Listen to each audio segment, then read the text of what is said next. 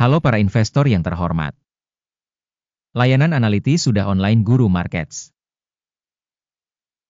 Mari kita mulai dengan beberapa informasi ringkasan tentang perusahaan tersebut. Jika perlu, Anda dapat menghentikan video. Anda dapat melihat semua parameter korporasi yang dimaksud secara lebih rinci. Sekarang kita akan melihat indikator fundamental utama perusahaan, Roblox Corporation, ticker RBLX.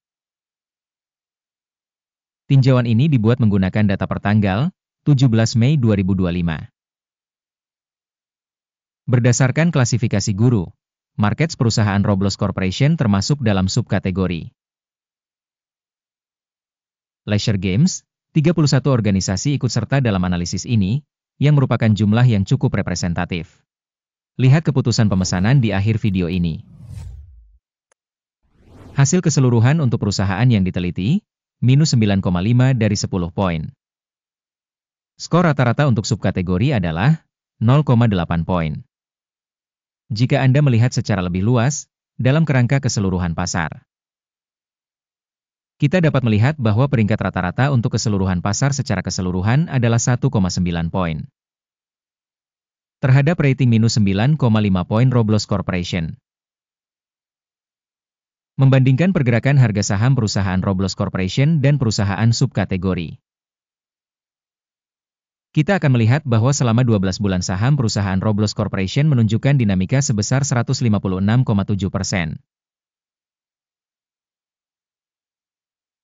50,6% menentang perubahan harga dalam subkategori tersebut. Ini tidak berarti apa-apa secara pasti, tetapi kita harus mengingat fakta ini. Kapitalisasi pasar perusahaan Roblox Corporation bernilai 55,13 miliar dolar. Kapitalisasi pasar subkategori ini adalah 253 miliar dolar. Roblox Corporation menyumbang pangsa sebesar 21,788%, merupakan salah satu pemimpin dalam subkategori. Nilai buku perusahaan adalah 0,25 miliar dolar. Dengan kapitalisasi subkategori sebesar 42 miliar dolar. Roblox Corporation menyumbang 0,606%. Setelah membandingkan nilai saham di bursa dan nilai buku, kita melihat hal berikut. Membagikan Roblox Corporation pada subkategori saat menilai nilai pasar adalah 21,788%. Kapitalisasi nilai buku adalah 0,606%. Yang 97% lebih rendah dari pangsa nilai pasar. Evaluasi pangsa pasar perusahaan dan kapitalisasi neraca subkategori, buruk, minus 1 poin. Kewajiban keuangan organisasi yang diteliti berjumlah 1,463 miliar dolar. Kewajiban utang terhadap kapitalisasi buku berjumlah 585,2% dari modal. Peringkat kewajiban keuangan perusahaan, sangat buruk, minus 2 poin. Rasio nilai pasar terhadap laba perusahaan adalah 0. Rata-rata untuk subkategori tersebut adalah 272,1, yang lebih buruk daripada subkategori lainnya. Penilaian rasio harga pasar terhadap pendapatan dibandingkan dengan organisasi dalam subkategori, sangat buruk, minus 2 poin. Laba selama 12 bulan terakhir minus 880 juta dolar. Proyeksi laba untuk 12 bulan ke depan tidak diketahui. Dan ini buruk bagi prospek perusahaan. Evaluasi indikator proyeksi laba masa depan dibandingkan dengan subkategori, buruk, minus 1 poin. Rasio harga terhadap pendapatan perusahaan adalah 14,4. Rata-rata untuk subkategori adalah 5,1, yang 182% lebih tinggi daripada rata-rata subkategori. Evaluasi rasio nilai pasar terhadap pendapatan dibandingkan dengan rasio subkategori, buruk, minus 1 poin. Pendapatan selama 12 bulan terakhir adalah 3.840 juta dolar. Pendapatan masa depan untuk 12 bulan berikutnya tidak diketahui. Ini buruk bagi prospek perusahaan. Evaluasi indikator proyeksi volume penjualan masa depan dibandingkan dengan indikator dalam subkategori buruk, minus 1 poin. Marginalitasnya minus 22,9%, dengan rata-rata 1,9% dalam subkategori. Perbedaan antara rata-rata subkategori dan kinerja perusahaan adalah 24,8%. Penilaian marginalitas dibandingkan dengan indikator dalam subkategori, lumayan, minus 0,5 poin.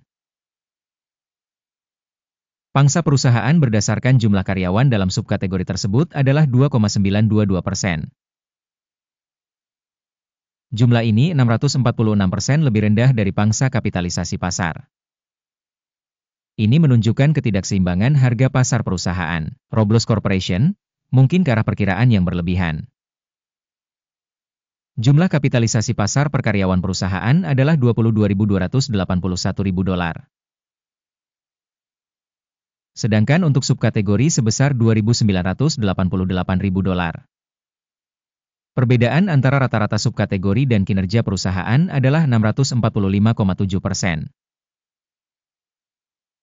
Evaluasi kapitalisasi pasar perusahaan per karyawan dibandingkan dengan indikator dalam subkategori, lumayan, 0 poin.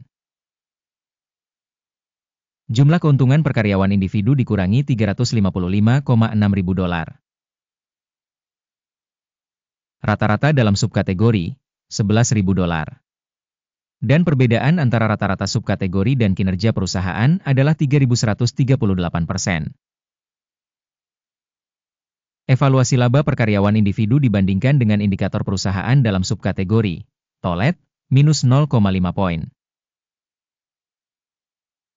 Pendapatan perusahaan per karyawan adalah $1.550.000. Subkategori, $590.000.